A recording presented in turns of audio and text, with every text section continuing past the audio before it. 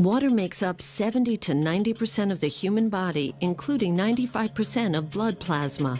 Many health authorities recognize that dehydration is one of the most common causes of illness. Chronic dehydration is often part of a chronic disease process. Healthcare costs are spiraling so quickly that the Healthcare Financing Administration predicts that by 2030, Americans will pay over $16 trillion per year. Recently, the World Health Organization ranked the U.S. 37th best in the world in healthcare system performance. Consumer unease with U.S. healthcare grows, and it's no wonder. Americans are rapidly becoming the heaviest people on Earth, with overweight Americans now significantly outnumbering those who maintain a healthy weight. Enagic Incorporated, a Japanese company founded in 1974, is trying to make sure that you don't end up being one of these statistics. Enagic has a technology that turns ordinary tap water into Kangen water. Enagic's flagship product is the Leveluck SD501. This amazing water is a highly energized alkaline water produced with a continuous ionized electrolysis water generating system. Enagic is ISO 9001, ISO 14001, and ISO 13485 certified. Along with these certifications, Enagic is a proud member in good standing with the Direct Selling Association. Other awards include the prestigious International Earth Environment University Environmental Award, awarded to select companies for outstanding achievement in environmental services. Kangen water has 3 important properties that distinguish it from regular water. These properties are the antioxidant value, alkalinity, and microclustering property. In the next few minutes, you will learn about each of these properties, as well as other important benefits to having an Enagic ionizer in your home. Oxidation is the rust on a pipe or the breakdown that occurs when you cut an apple and it turns brown. Antioxidants slow down or stop that process and are found in many fruits and vegetables from Mother Nature. The Japanese call this Kangen water. Kangen translates to return to origin. This antioxidant property of Kangen water can be measured with an ORP meter. This digital meter measures the oxidation reduction potential.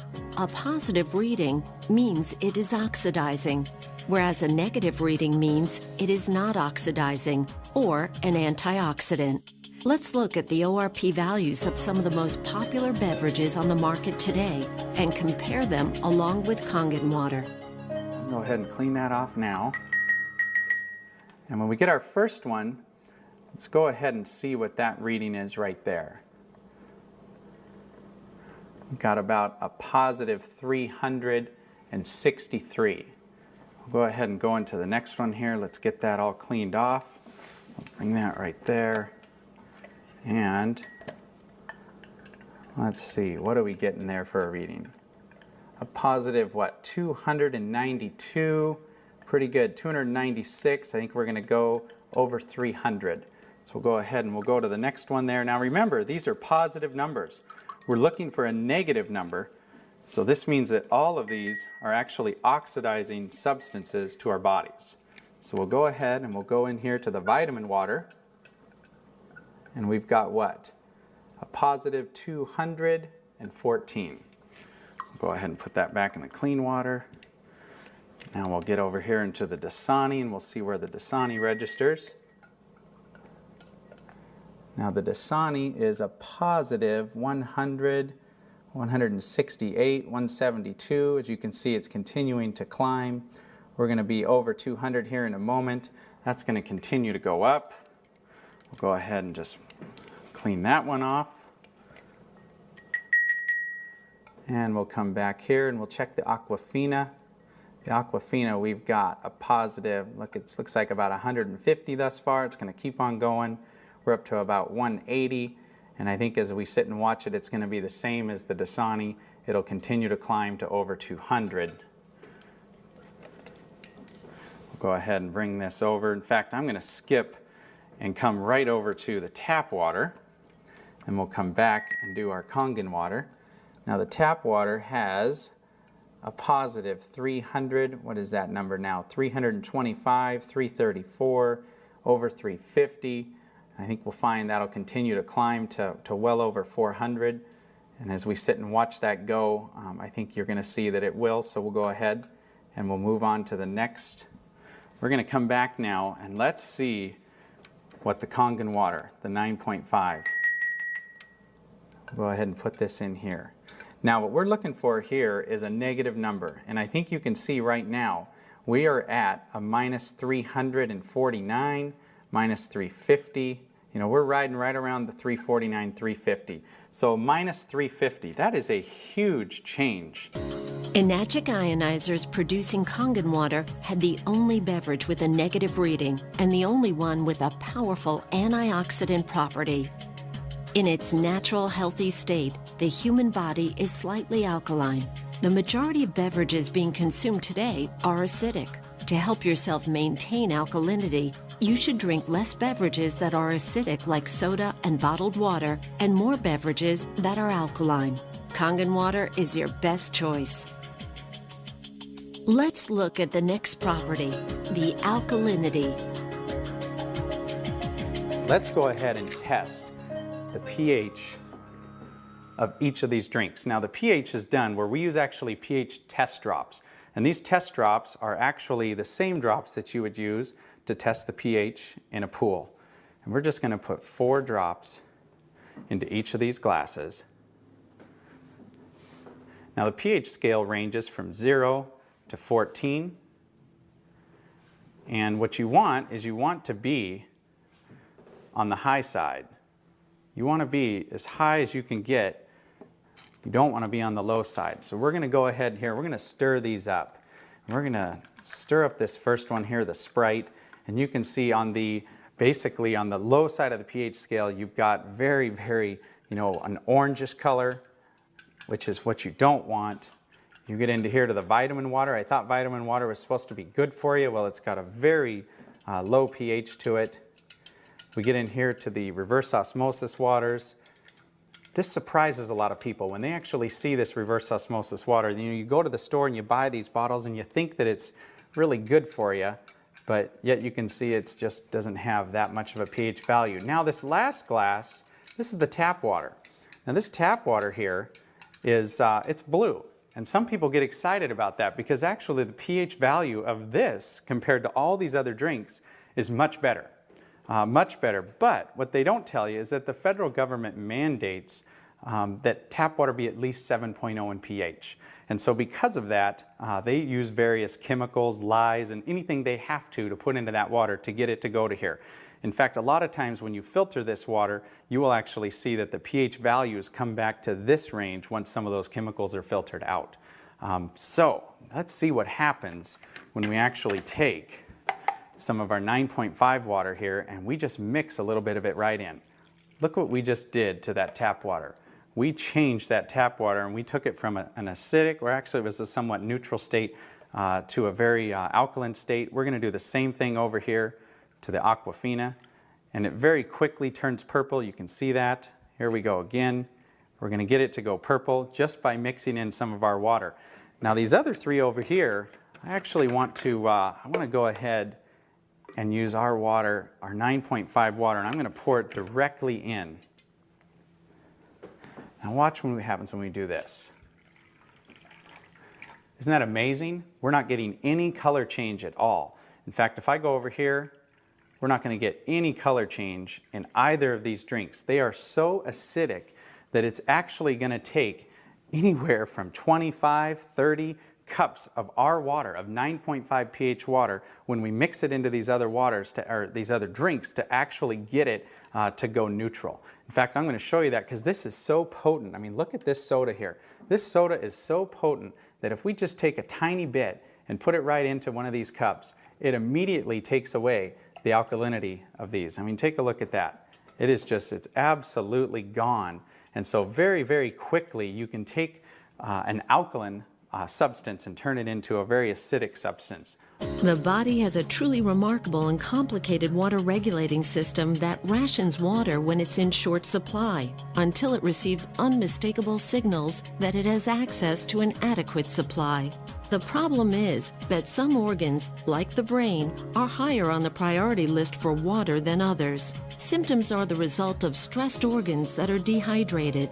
This is much the same type of signal your car would give if the cooling system were overheating while climbing a steep hill.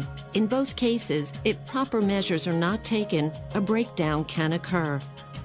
When asked how much water they drink each day, most people answer, "Not enough." We know that we should drink more water, but most of us don't make it a high enough priority. In fact, many people are confused as to how much water a person is supposed to drink. Most doctors will tell you that we should drink 8 8-ounce glasses of water per day. But is it a one-size-fits-all answer? Common sense would indicate that a 250-pound person would need more water to maintain their 75% hydration level than a 125-pound person.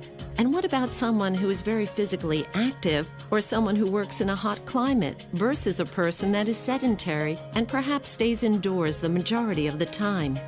Researchers have discovered that the most consistent trait of long-lived clusters of healthy people on the planet is the water that they drink. In his book, The Water Puzzle and the Hexagonal Key, Mu Shikzan, PhD and one of the foremost water authorities in the world, states, hexagonal water is energetically more powerful. It is the obvious biological choice. Kangen water has some of the same properties as hexagonal water. A regular water cluster does not absorb as quickly or as easily as a smaller Kangen water cluster. Kangen water is more readily absorbed by the body and allows for better hydration. This smaller cluster is also why Kangen water tastes so soft and silky. Let's demonstrate the microclustering property of Kangen water. Now we're going to make tea, or attempt to make tea, with a water that is not, it's not hot. We're not going to allow this to steep. It's just a room temperature water. And now I want to make some tea with our 9.5 water. Kangen water 9.5. So we're going to go ahead and run us here another quart of our 9.5 water. We're going to give that first tea just a little bit of time. We're going to let it attempt to make tea from that reverse osmosis water. Remember what we talked about. Reverse osmosis water is what the Japanese call a dead water. It doesn't have any minerals in it at all. And in fact, when you put that water into your body, it can actually deprive your body of some of the essential minerals and nutrients that it has in it, because water, like anything, will balance itself out when it goes into your body. So now we'll just go ahead and take this cup here, and we're going to pour a cup of tea with our water. And I think you already see what is happening here. We have got tea. What I want to do is I want to give this one a little spin. We'll give this one just a little spin here. We'll just stop. Look at that. You've got two different cups here, same tea bags. One is obviously having a hard time making anything, and you've got this one here which looks like a perfectly good cup of tea.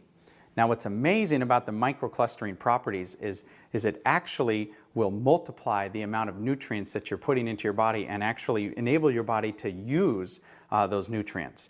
So as I slide this next tea bag over, watch what's going to happen. I can take this tea bag now and I can come over here and I can make another cup of tea. How about that?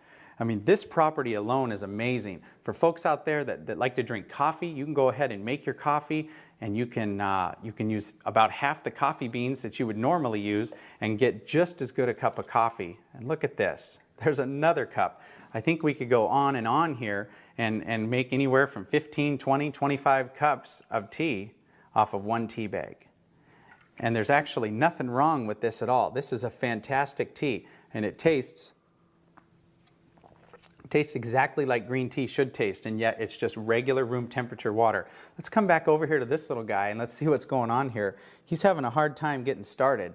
I don't know too many people that would actually want to drink that cup of tea, but take a little look though. I don't think there was anything wrong with the tea bag. The problem was the water. Many healthcare experts now recommend that you drink a minimum of 1/2 of your total body weight in ounces of water each day. One reason that people don't drink enough water is that all too often water just doesn't taste very good, so we drink other beverages instead of plain water.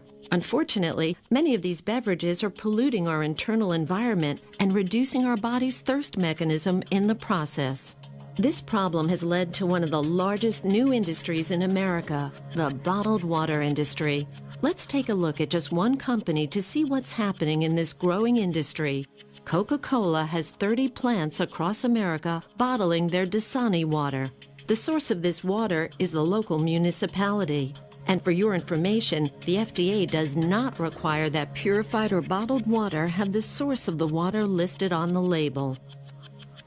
This filtered water is then placed into plastic bottles and shipped all around the world. But even if this were the answer to our drinking water problem, it just created another major problem: plastic bottles overrunning the landfills of our nation.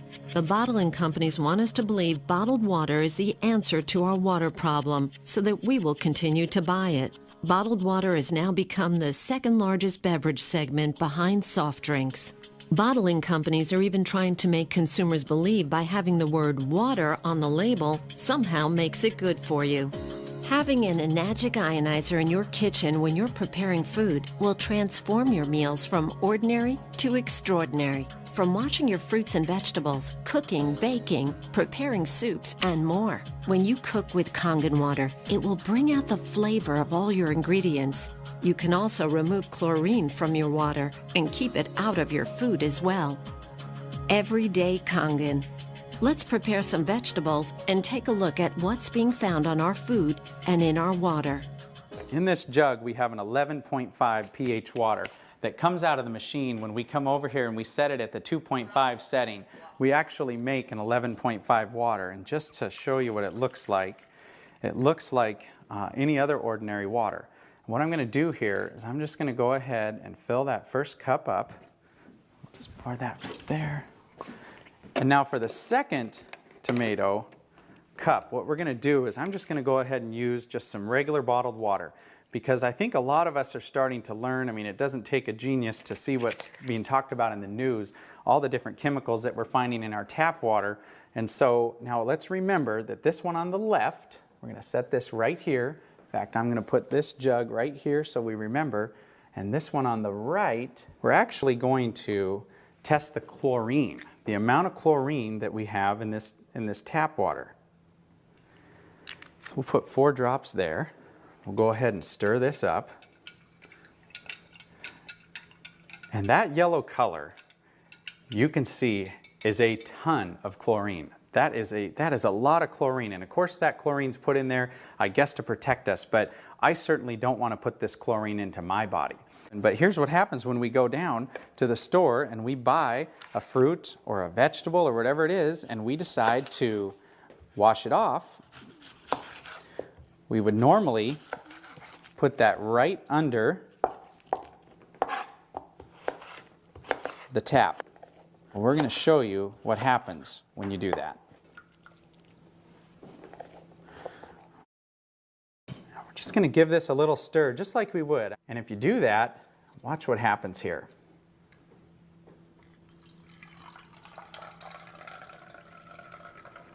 As we pour this out, take a look. What happened to that yellow chlorinated color? You know what happened. It's gone. The reason it's gone is it absorbed right into the onions, which now, of course, we're going to eat. I just put more chlorine drops in there to see how much chlorine's left in that water, and there's none. So let's go back now to these tomatoes and let's see what's happened. Get a couple more glasses here, and let's go ahead and take a little look here. This is what the Dasani. Reverse osmosis water is in a lot of homes. People have these filter systems that are built right in, and basically they do it because they think that that water is very, very good for you. Now, what did we wash off of these tomatoes with that water? I think you can tell it doesn't look like much. That looks like regular old clean water. We'll come over here. Now let's see what we washed off of this first set of tomatoes. Look at that water. That yellow color right there represents the pollutants that we actually have that are on those tomatoes. Typically, you would actually eat these, and if you were to taste the difference between the two, you will not want to eat these tomatoes. I think everybody knows that as you mix water and oil, they don't mix. Just like we've been taught in school, everything we've ever been taught, that's exactly what happens is they don't mix. The oil just floats right to the top. Well, what's pretty amazing about our water is that you've got, we'll take some more of this 11.5 water. This water has cleaning powers that are so amazing that you can actually, when it comes to cleaning those tomatoes, as we saw, it took everything off of those tomatoes. Most of the herbicides and pesticides today are oil-based. So anything that they're putting onto our foods, they make it oil-based so it doesn't wash off when it rains. It makes sense. But when we take our 11.5 water now and we actually pour this into olive oil, look what just happened. That is completely emulsified right in the cup.